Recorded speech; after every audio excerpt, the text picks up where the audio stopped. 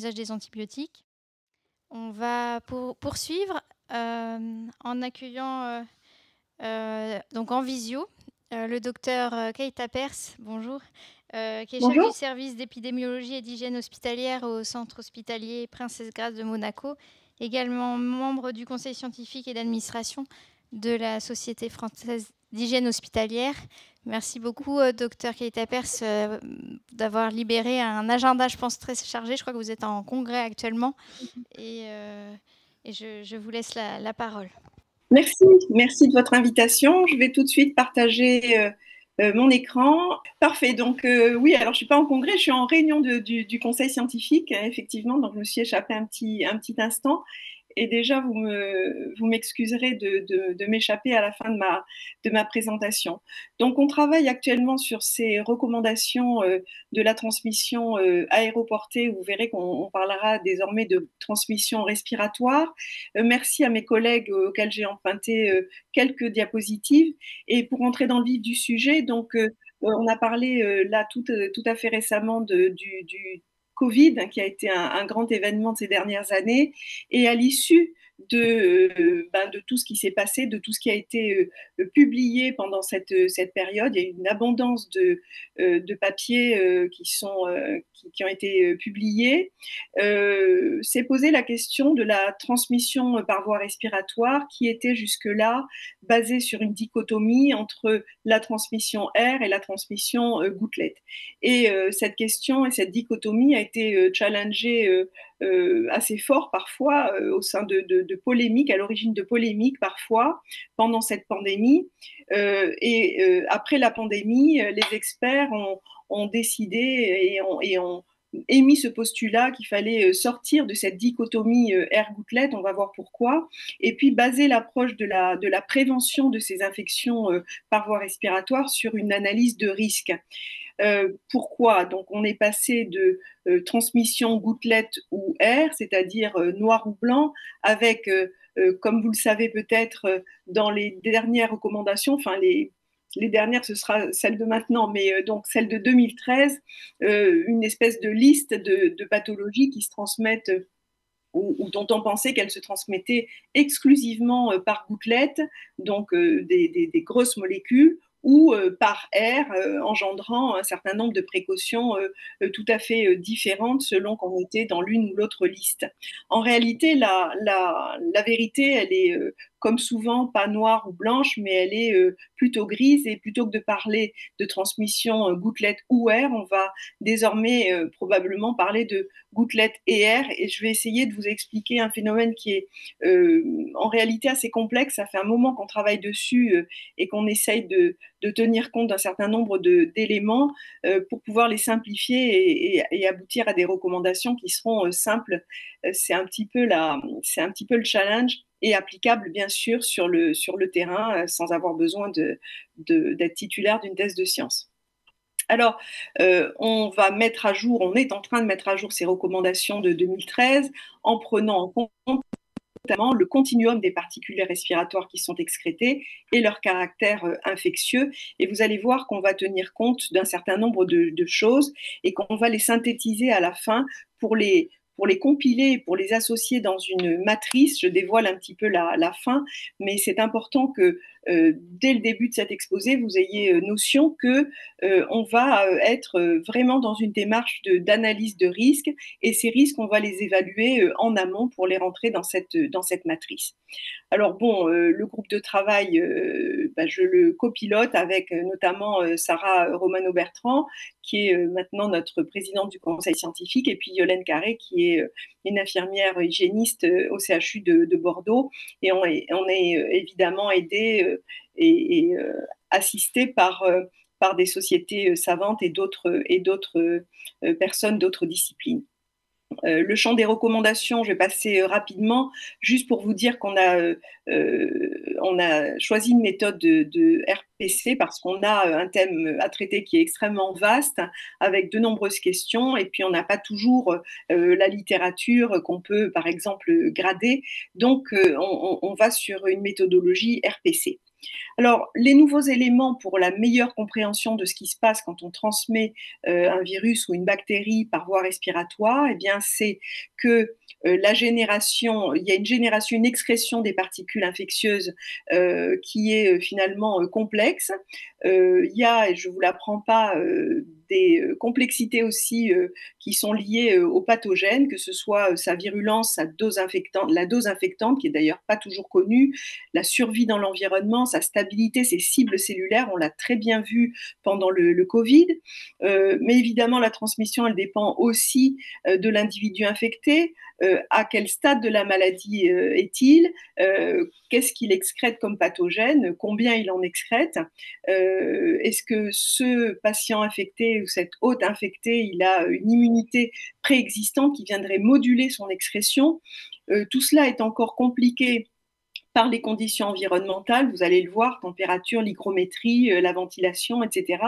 Et enfin, bien entendu, quand on est en face d'un sujet porteur, eh bien, selon que soi-même on a une immunité vis-à-vis de la maladie, une immunocompétence, etc., eh bien, on ne va pas être infecté, parfois pas du tout, ou peut-être pas de la même façon. Donc voilà tous les éléments en fait qui sont dans la recette de ces futures recommandations.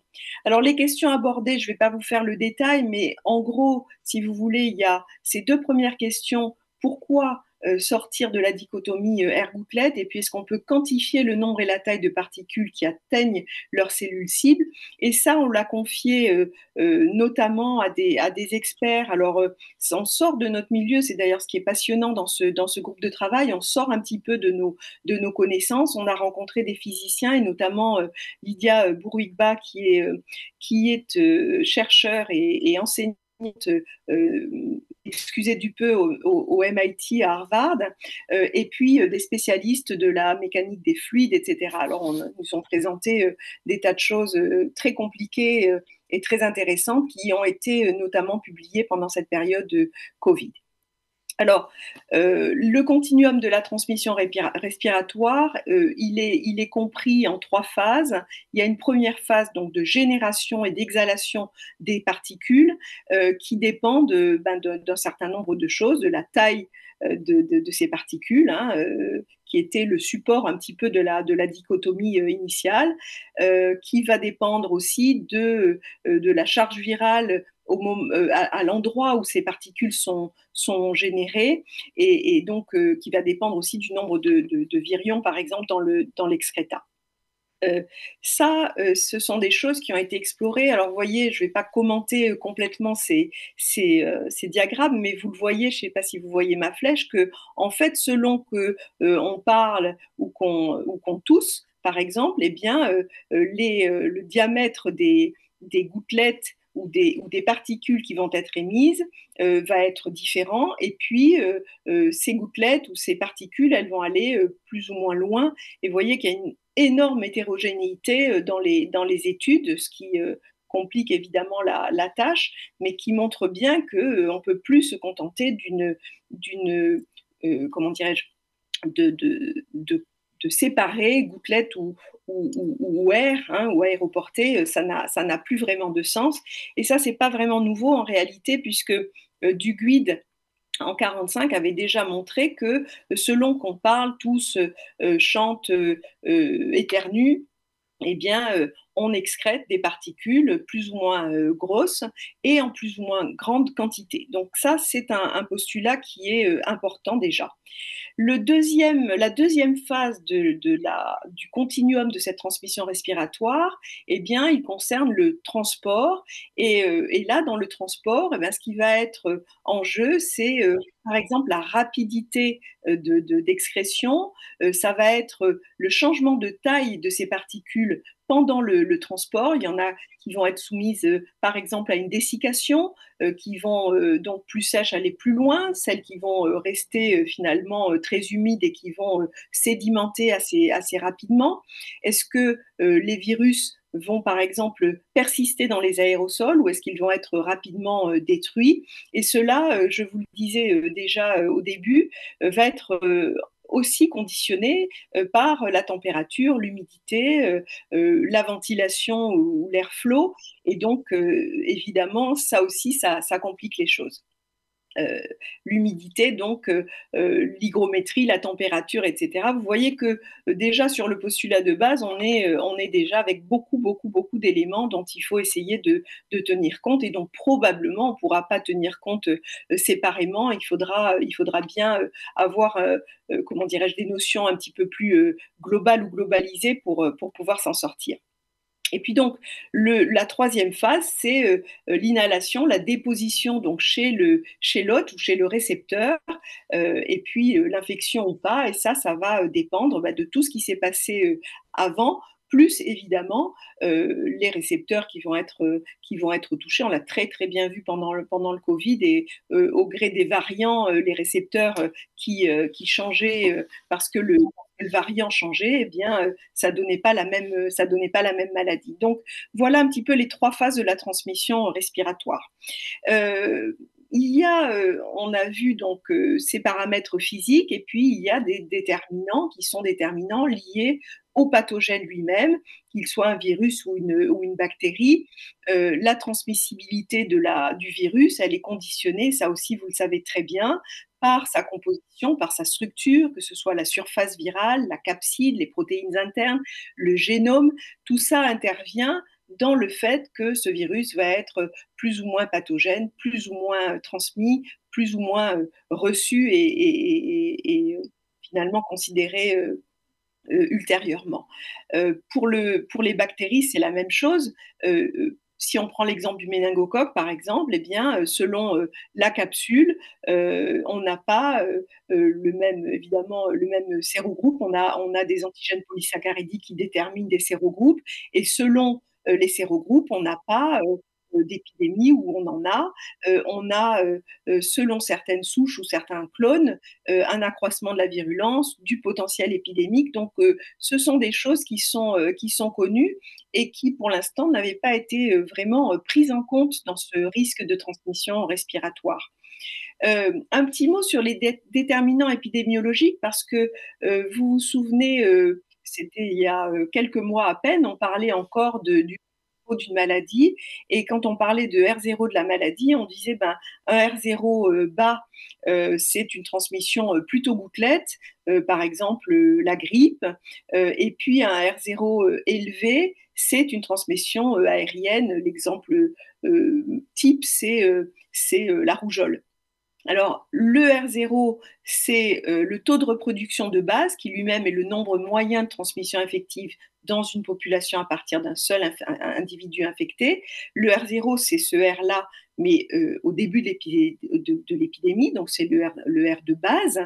Et vous voyez que si on regarde ce R0, on ne peut pas résumer avec le R0 à lui tout seul le mode préférentiel de transmission, parce que la tuberculose, qui est classiquement considérée comme à transmission par voie aérienne, un R0 qui est finalement assez faible, de 0,27 à 4,3 selon les études et selon un certain nombre de conditions. Et puis, le Covid, par exemple, on avait dit 1,4 à 8,9 et on avait dit gouttelette, et puis c'est finalement peut-être pas tout à fait ça non plus. Donc voilà des déterminants. Si on ajoute à ces déterminants épidémiologiques le taux d'attaque secondaire, par exemple, c'est-à-dire la proportion de personnes infectées parmi les autres susceptibles, on se rend bien compte qu'il y a une extrême variabilité de cette mesure, ne serait-ce que par la susceptibilité des sujets contacts, par la nature, par la durée du contact, par le stade de la maladie. Et donc, c'est illustré par le méningocoque. Je redétaille pas ça, mais vous savez bien qu'un taux d'attaque secondaire, à lui tout seul, ne peut pas définir le mode de transmission non plus. Enfin, la dose infectante et la concentration du pathogène dans le liquide biologique, bon, d'abord, elle n'est pas toujours connue, hein, loin s'en faut.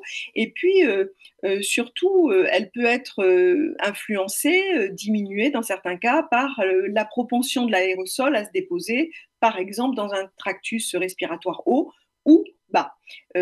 Dans ces études, par exemple, on voit que dans une étude expérimentale, alors tout le monde avait apparemment donné vraiment son accord, eh bien, pour déterminer une infection, on avait besoin de moins de virus influenza ou d'adénovirus que de rhinovirus. Donc, selon le virus, la dose infectante, elle est pas la même. Enfin, la dose infectante nécessaire pour déterminer une infection n'est pas la même selon le virus concerné. De la même façon, dans l'étude de Couch, le risque de fièvre était différent pour le virus de la grippe si les sujets l'avaient attrapé en quelque sorte par voie l'avaient inhalé versus s'ils avaient été inoculés par voie intranasale. La charge virale la dose infectante n'était pas la même dans ce cas-là, selon la voie de transmission. Donc, vous voyez que ça aussi, c'est un petit peu complexe. Alors, je ne sais pas si vous vous dites, mais comment on va arriver à des recommandations claires, applicables, mais on y travaille. C'est un petit peu compliqué, mais c'est passionnant. Donc, à cela, on a vu la partie excrétion, tous ces phénomènes un petit peu dynamique des fluides. On a vu le pathogène et puis on a la contagiosité, la susceptibilité du sujet, alors celle de l'émetteur. Le tropisme chez l'émetteur, son caractère symptomatique. Est-ce que quelqu'un qui est très symptomatique va plus transmettre que quelqu'un qui est possi ou asymptomatique, sa fonction pulmonaire, ses récepteurs, ses récepteurs tissulaires, son immunité préexistante. Est-ce que quelqu'un qui est vacciné, par exemple, va être moins transmetteur que quelqu'un qui ne l'est pas, etc. Voilà. Donc, ce sont des déterminants qui sont liés au porteur lui-même, qui viennent s'ajouter aussi au calcul finalement pour déterminer ce risque de transmission. Alors, comment est-ce qu'on va pouvoir envisager la prévention avec cette masse de facteurs finalement qui interviennent dans la transmission? Ben, écoutez, on a déjà des leçons de prévention, des leçons de la pandémie Covid-19. Donc, évidemment, on a tout de suite mis en évidence que le port du masque, comme on le faisait auparavant uniquement par les personnes susceptibles, ben, c'était insuffisant, qu'il y avait probablement besoin d'un contrôle à la source et on y reviendra. Ça va être probablement à l'origine d'une grande nouveauté dans les recommandations. On s'est aperçu aussi que le FFP2, donc le fameux bec de canard, hein, il ne faut plus l'appeler comme ça, mais quand il est bien porté, il est beaucoup plus protecteur intuitivement, on s'en rend bien compte, on le sait bien, mais il est bien plus protecteur que le masque chirurgical, mais cela pose un problème de confort et de tolérance. Et puis au-delà de la protection respiratoire, toutes les mesures qu'on va mettre en œuvre, les mesures barrières et notamment la distanciation physique, l'hygiène des mains, et puis les mesures environnementales, l'aération, le traitement d'air, etc., tout ça doit être associé pour pouvoir arriver à une prévention qui soit correcte. Dans les mesures individuelles, l'APR, donc l'appareil de protection respiratoire, il doit être adapté au risque encouru. Évidemment qu'il n'est pas question de faire porter un masque FFP2 à tout le monde, notamment comme je l'ai dit, en fonction du confort et de l'acceptabilité de ce type de masque. Il faut, et ça aussi on l'a bien vu dans les équipes au moment du Covid, on se retrouvait avec des masques et puis il fallait mettre les lunettes par-dessus, c'était pas adapté. On a vu, nous on avait des réanimateurs qui étaient allés chez Decathlon pour essayer de trouver des lunettes qui marchaient mieux, qui s'embuaient moins. Enfin bon, c'était un peu terrible. Donc tout ça, c'est des choses dont il faut évidemment tenir compte dans nos hôpitaux pour une applicabilité impeccable. L'ajustement au visage, le fit test notamment, qui est ce test qui permet de voir si avec un masque FFP2, on a une étanchéité au visage qui est parfaite. Et ça aussi, c'est assez intuitif. Quelqu'un qui a un visage rond et un peu grand, gros, va pas avoir la même couverture que quelqu'un qui a un petit visage fin avec un tout petit nez. Évidemment que les masques vont pas comment dirais-je, un seul masque ne va pas assurer la protection de ces visages qui sont complètement différents. Et ça, c'est quelque chose qu'on essaie d'obtenir dans les établissements parce que avec les politiques d'uni-achat, etc., on se retrouve de temps en temps avec un seul masque de type FFP2, ce qui est tout à fait inacceptable parce qu'un seul masque ne peut pas convenir à toutes les morphologies de visage. Et puis l'efficacité au moment du soin, c'est-à-dire quand le soignant va mettre son masque, il faut absolument qu'il regarde. Il y a une technique spéciale, ça se fait en vraiment quelques secondes pour vérifier qu'effectivement, quand il inspire, par exemple, le masque se collabe bien sur le visage. Ça, c'est le fit check qui est impératif et qu'il faut absolument faire. Euh, Par rapport à ce que je vous disais sur le contrôle de l'émission à la source, voilà deux diapositives qui montrent bien la supériorité en ce qui concerne l'émission du masque FFP2 par rapport au masque chirurgical. Donc voici, enfin je dis masque chirurgical, on ne devrait plus dire ça maintenant, c'est un masque à usage médical.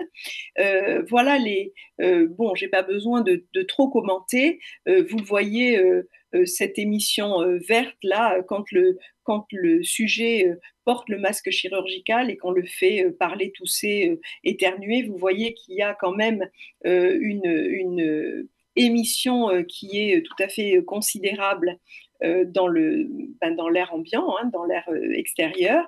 Et puis si on fait la même opération avec un APR N95, c'est-à-dire le FFP2 correct et normé, etc., eh bien, vous voyez que l'émission est considérablement réduite. Et ça, c'est probablement une piste, et on va en reparler une dernière fois à l'issue de ce topo. Mais d'ores et déjà, on peut dire que pour certaines pathologies, pour les patients qui le supportent, on réfléchit à comment exprimer cette recommandation. Il ne faudra pas s'interdire de proposer un FFP2. Et là, je travaille aussi dans un groupe de travail SPILF et Société française de pneumologie sur la tuberculose pulmonaire, et probablement que on va un petit peu changer certains dogmes, et probablement qu'on va proposer, je lève un petit peu le voile sur ces futurs recos, j'espère que les collègues m'en voudront pas, mais probablement qu'on va proposer le port d'un masque FFP2, non plus uniquement aux soignants, mais probablement aux patients, au moins quand il va sortir, donc aux patients porteurs de tuberculose, quand il va sortir de sa chambre, par exemple. Ça va faire partie du contrôle qu'on appelle contrôle à la source et qui a montré sa grande efficacité. Alors, il y a un autre élément qui va être extrêmement important dans les nouvelles recommandations. On l'a vu aussi pendant le Covid. Il y a eu de nombreux avis émis, notamment par le Haut Conseil de santé publique, sur la ventilation dans un hôpital. On a entendu parler de ces salles bornes et on a vu ces clusters, vous les avez vus comme moi, ces clusters dont l'origine était probablement le partage de la salle de détente où on boit un café, on mange un petit gâteau pour reprendre des forces, et puis finalement tout le monde s'infecte parce que c'est là qu'on a enlevé le masque et qu'on est dans une atmosphère qui est confinée. On voit, donc il y a des études qui montrent que, eh bien, enfin pour certaines pathologies à transmission par voie respiratoire, eh bien, le fait d'avoir une ventilation efficace va diminuer la propagation de la maladie. On l'a vu pour la tuberculose, c'est la première étude là, de Chunru.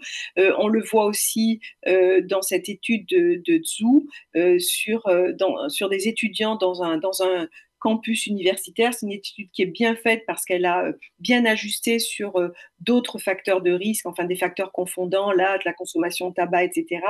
Et on voyait que la transmission de maladies aiguës respiratoires dans un bâtiment bien ventilé était 4 fois moindre que dans un bâtiment mal ventilé. Donc, c'est une très belle étude. Et enfin, dans une étude de Bonanno en Italie, dans des salles de classe au moment du Covid, eh bien, il y avait moins de transmission de Covid quand le taux de renouvellement d'air dans la salle était optimisé.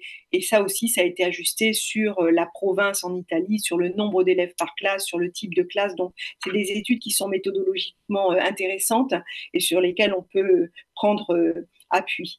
Alors, comment on va définir, parce qu'on va avoir cette exigence, en tout cas, on va recommander une certaine exigence dans la ventilation. Alors, évidemment qu'on ne va pas transformer nos hôpitaux du jour au lendemain, mais on va essayer de définir un certain nombre de critères avec de l'apport d'air neuf, un renouvellement d'air suffisant, une gestion des flux d'air. On va se baser probablement sur les du Haut Conseil, et puis on va aussi suivre certaines recommandations étrangères, notamment celles de l'HRAE ou du CDC. On va aussi proposer des mesures des mesures, parce que c'est pas simple. Est-ce que l'infectiologue ou l'hygiéniste sur le terrain va pouvoir dire bah tiens, dans telle pièce c'est très bien ventilé? Non, évidemment pas. On va avoir à se mettre en contact avec nos services techniques, mais on va pouvoir avoir aussi des mesures d'approche de cette qualité de ventilation. Et une des mesures qui est finalement simple et efficace, c'est la mesure du CO2 qu'on va évaluer. Alors, l'ensemble, on va l'évaluer a priori, c'est-à-dire qu'on va recommander probablement de faire une cartographie des équipements dans les établissements. Et sur le terrain, en conditions d'utilisation, on va certainement conseiller d'avoir ces capteurs de CO2 qui sont en fait des accessoires qui vont permettre de dire si la concentration de CO2 est trop importante. Alors, trop importante, on va peut-être fixer, on a des données, notamment du Haut Conseil, à 800. Donc, on va avoir des seuils et on va dire que quand on est dans une pièce avec 5000 ppm, on est vraiment trop confiné et ça va pas du tout. Il va falloir ouvrir les fenêtres ou trouver une solution. Et puis quand on est en deçà de 800, on est plutôt pas mal. Donc ça, ce sont des éléments qui vont nous permettre à approcher un petit peu la qualité de la ventilation. À l'échelle de l'établissement de soins, donc les systèmes de ventilation, des exigences architecturales. Ça fait longtemps, je pense que vous, comme nous et comme moi, nous disons que avoir à notre époque des chambres doubles, ça frise l'hérésie. Je ne sais pas lequel d'entre nous accepterait d'être hospitalisé à côté d'un patient qui toussote, enfin bon, on se fait même la réflexion quand on est dans un taxi. Donc, a fortiori dans un endroit où on n'est pas censé entrer pour s'infecter. Donc, les chambres individuelles, ça sera des recommandations, évidemment, ça sera fait quand ça pourra, mais en tout cas, ça fera partie des choses importantes. Et puis, les ouvertures possibles de fenêtres, éviter les pièces borgnes. Puis évidemment, ce que vous connaissez aussi, on l'a vu notamment pour les BHR. Alors là, on n'est pas du tout dans la transmission respiratoire, mais des mesures organisationnelles qu'il va falloir mettre en place, peut-être mieux, de cohorting en contexte d'épidémie ou en présence de patients infectés. Donc, dans les futures recommandations, on ne pourra pas ne pas tenir compte du fait qu'une qualité de l'air intérieur dégradée ou inconnue va accroître le risque de transmission par voie respiratoire, qu'on doit absolument connaître sa qualité d'air intérieur dans un établissement de santé. Donc, les grands principes de ces nouvelles recommandations, bon, déjà, on ne va plus parler de air gouttelette, ça vous l'avez compris, je crois, dès le début de mon intervention. On va essayer de s'appuyer sur une analyse de risque, ce sera la matrice de risque. Alors, je vous demande de me pardonner tout de suite parce que je ne vais pas vous présenter la matrice telle qu'on l'a pour l'instant imaginée parce qu'elle n'est pas définitive et les recommandations ne vont pas sortir tout de suite. On a encore besoin de 2-3 mois, je pense. Mais on va tenir compte donc de tous ces éléments que j'ai essayé de vous présenter brièvement le type de micro-organisme, la gravité de l'infection, la durée d'exposition.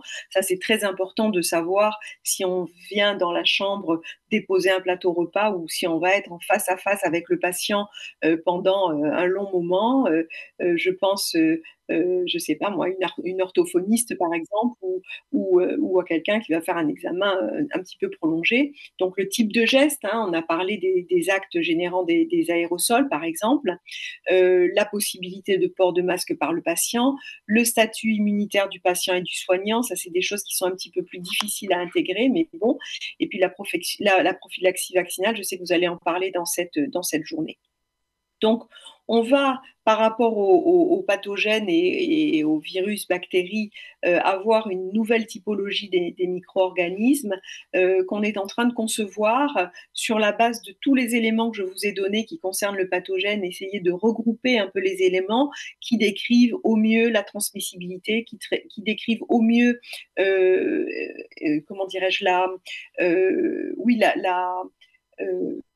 donc la transmissibilité, la virulence, qui décrivent aussi la persistance dans l'environnement. Ça, c'est un élément important. Et donc, on va essayer de donner, de scorer un petit peu ces éléments sur les bases de ce qu'on a dans la littérature pour avoir une nouvelle typologie de micro-organismes qu'on pourra intégrer donc, dans une matrice. Donc là, pardon parce que je déflore pas le sujet, ce sera pas une matrice 5 sur 5, mais c'était pour vous proposer, en fait, pour vous montrer un petit peu comment on va arriver à notre raisonnement. On va avoir comme entrée la ventilation. Est-ce qu'on a une ventilation correcte ou pas à l'échelon, alors d'un hôpital, ça va être un peu trop macroscopique, mais probablement d'une unité, voire même d'un service, voire même d'une chambre. Et en fonction de l'exposition qui va combiner la durée, la proximité, le type de geste, la symptomatologie, et puis le pathogène, donc avec tout ce que je vous ai dit, c'est-à-dire sa transmissibilité, sa persistance dans l'environnement, on va donc avoir cette matrice double ou triple entrée, et puis on va en déduire en combinant ces différents éléments, un risque faible, moyen ou élevé, voire exceptionnel. Ça, ce sera probablement pour les pathogènes de type REB, par exemple. On aura donc des précautions à prendre qui seront classées faibles, moyennes ou élevées, ou très élevées. Le très élevé, ce sera par exemple la chambre à pression négative ou des mesures architecturales extrêmement, comment dirais-je, contraignantes. Donc, pareil, là, j'ai enlevé c'est les mesures qu'on aura, faibles, intermédiaires, élevées. Ce qui est un petit peu nouveau parce on y a travaillé hier et avant-hier. Probablement que les pathogènes REB et les pathogènes à risque vraiment extrêmement important qui ne seraient pas dans le REB, ceux-là feront l'objet, si vous voulez, de recommandations à part spécifiques et n'entreront pas dans la matrice. Donc on sera sur 1, 2, 3 et puis REB est particulièrement grave, ce sera à part. Cette analyse de risque selon une matrice, même si sur le terrain, enfin, j'avais fait une présentation très préliminaire au la SF2H en juin dernier, ça avait déjà soulevé un peu en tout cas des questions, des réactions, parce que les gens se disent mon Dieu, mais ça va être compliqué, ça y est, je vais avoir besoin de réfléchir à quelle attitude j'ai à chaque fois que je fais ma visite, c'est pas possible. Et bon, il faut bien reconnaître que cette matrice, elle a comme avantage d'être beaucoup plus conforme, vous l'avez compris maintenant, à la physiopathologie de la transmission, qu'elle est modulaire, c'est-à-dire que on l'a vu pendant le Covid, on est passé d'un organisme qui était REB, complètement inconnu, masque FFP2, on avait même des gens qui étaient en combinaison dans les services, etc. Et puis petit à petit, au fur et à mesure des connaissances, on a diminué le niveau alors non pas de vigilance, mais on s'est rendu compte que on n'avait pas besoin d'être en cosmonaute pour rentrer dans une chambre de patient. Souvenez-vous qu'au début, on rentrait le moins possible dans une chambre de patient, on les touchait pas, enfin bon bref. Donc La modularité, c'est une des composantes et des avantages, un des avantages de cette matrice, et donc l'évolution possible des modalités de prévention. Et évidemment, l'inconvénient majeur, c'est que cette matrice peut sembler complexe et moins maniable, et donc il va falloir accompagner évidemment les hygiénistes et les infectiologues et tous les autres sur le terrain. Donc, bon, dans le guide, ça c'est pour vous allécher un petit peu, il y aura aussi bon, il y aura un tableau récapitulatif pour que tout le monde y trouve son compte. Il y aura des critères de choix d'un appareil de protection respiratoire. Il y aura aussi un cahier des charges. Je ne l'ai pas abordé parce que j'avais pas le temps. Et d'ailleurs, j'espère que je ne suis pas trop long, mais j'en ai terminé. Donc, je pense que ça va. Je suis dans mon temps. Je respecte à peu près. J'en ai pas parlé là, mais les appareils mobiles de traitement d'air pourront être certainement d'une grande utilité, seront un appoint probablement important, enfin plus qu'un appoint du coup. Il y aura un chapitre spécifique sur la tuberculose, peut-être pas sur le Covid, on est encore en train d'en discuter. Et puis, comme je vous le disais, sous forme un peu d'une boutade, on va faire des recommandations, ça on s'y engage, qui seront applicables sans avoir besoin d'avoir une thèse de science pour entrer dans la chambre du patient et de recommencer à se remémorer les formules de dynamique des fluides. Voilà. En conclusion, donc, il y a des connaissances croissantes qui ont été parfois, enfin qui sont parfois récentes sur la transmission respiratoire. Il y en a des très anciennes et puis il y en a des très récentes.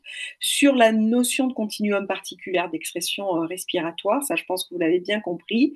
Sur l'impact des caractéristiques intrinsèques du micro-organisme, de la susceptibilité de l'hôte, des conditions environnementales, cet impact donc dans la transmission, et puis la possibilité d'une prévention efficace. Le challenge permanent, c'est celui qu'on touche du doigt parce que ça fait maintenant 1 an qu'on a commencé ces recommandations et on est passé par plusieurs étapes. Et puis bon, bah, maintenant c'est un petit peu plus mûr, mais il faut se détacher d'une vision trop simpliste mais d'un phénomène qui est très complexe, je crois que je vous l'ai montré. Et puis, évidemment, au premier plan, c'est protéger efficacement les patients et les soignants. Donc ça passe par de nouvelles exigences à la fois à l'échelon collectif et à l'échelon individuel avec plus d'adaptabilité à cette échelle. Voilà, j'en ai terminé. Je vous remercie.